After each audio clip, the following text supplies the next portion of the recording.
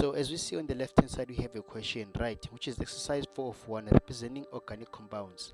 Alright, so basically what happens is that it says that for each of the following, give the structural formula and the molecular formula. So basically here we are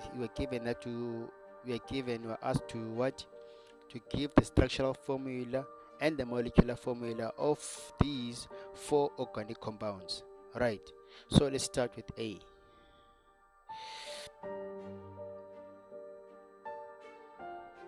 So basically what I'm gonna do is that it's gonna be A, right?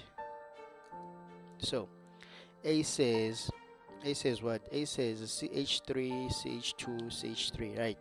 So what you need to do here is to give a structural formula and the molecular formula of the compound.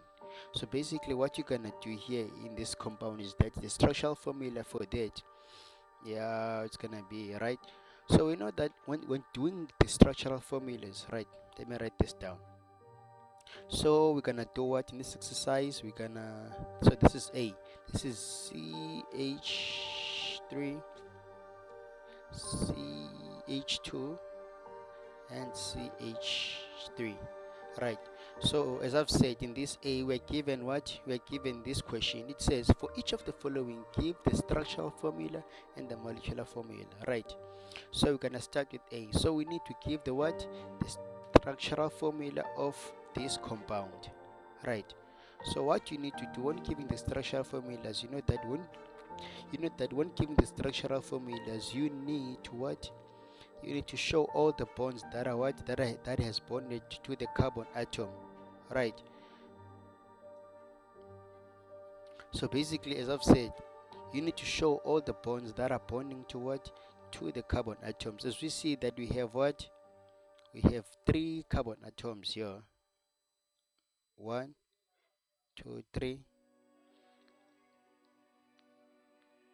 So it's gonna be what? It's gonna be H, then it's gonna be H, it's gonna be H, it's gonna be H, it's gonna be H again. So yeah guys, make sure that when you do structural formulas, you show all the bonds that the carbon atom has been bonded to. Right. So this is the structural formula for what? For A. Right. So the molecular formula is basically what you do is that you count the number of carbon atoms, 1, 2, 3, right? So it's gonna be what? It's gonna be C3, and then you count the numbers of hydrogen atoms that are bonded to the compound. So how many are they? So let's count. It's 1, 2, 3, 4, 5, 6, 7, 8. So there are how many? There are 8 carbon atoms. So basically this is the what? This is the molecular formula of the structure. This is the molecular of the structure. Yes. So yeah, that is it guys. So we're gonna do the second one. Okay.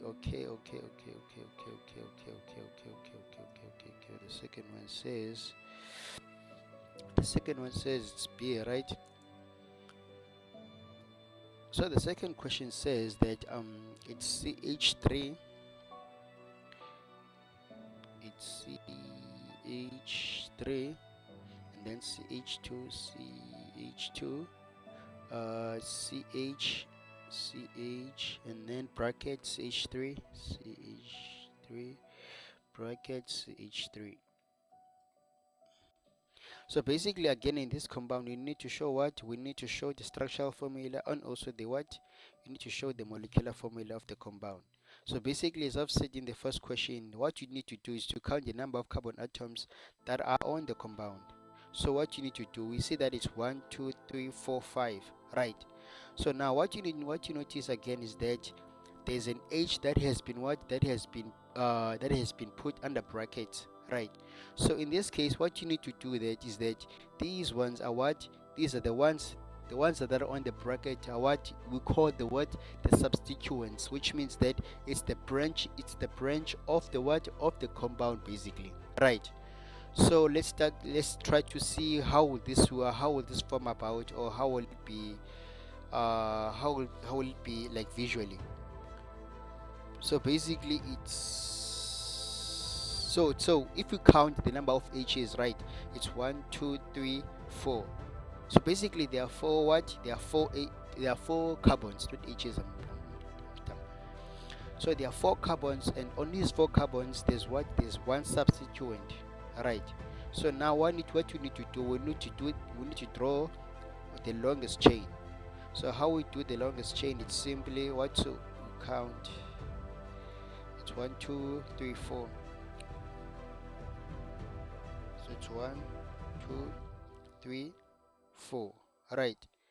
So the first one has what? Has the full hydrogen atoms. The second one has what? 2. And the third one is the substituent, because it says what? It has one H basically. It has one H that is pointed to it, and also it has another branch of the what? Of the methyl group. So it's gonna be what? This. So we're gonna add a carbon atom to that. Right. So what you need to do also, we need to see that okay, the last carbon atom in this compound, it's what? It has also what? Three hydrogen atoms that has been bonded to it. Right. So yeah, guys, this is not hard. Basically, organic chemistry is not that hard. It's just that you need to understand the basic concept, and also to understand what is it that you need to do, or what is it that has been asked of you. Right. I would say, in my opinion, that organic chemistry is much more content driven, because if you don't understand the concept or the language or the lingua of the content, you will not be able to understand or to be able to form thorough what can I say, concept and all that basically. So yeah, let's do the third question. The third question says number C. So let's do C. So C says,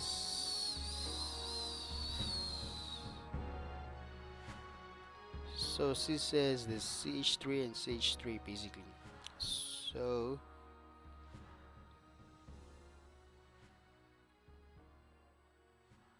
to CH3, CH3.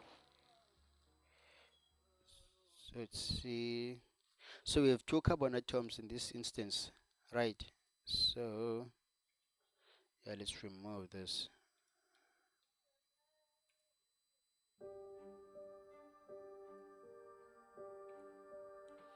Uh, so it's gonna be, you have two carbon atoms, and all these two carbon atoms have all the what? You have all the hydrogen atoms bonded to it. So it's gonna be H. You see. So yeah, guys. So this is what it is. So basically, we forgot to what? We forgot to do the molecular formula for the second question. The molecular formula is easy, guys. You just count the number of carbon atoms that are on the compound in total. So it's 1 2 3 4 5. As we see that we have what? We have 5 carbon atoms, including the substituent. So it's gonna be what? It's gonna be C5. It's gonna be C5, and also you're gonna count the number of hydrogen atoms. It's what?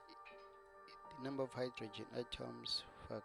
It's what? It's 1, 2, 3, 4, 5, 6, 7, 8, 9, 10. So we have 10 hydrogen atoms. Now we have, it's 1, 2, 3, 4, 5, 6, 7, 8, 9, 10, 11, 12. We have 12 hydrogen atoms that has been bonded to the compound, right?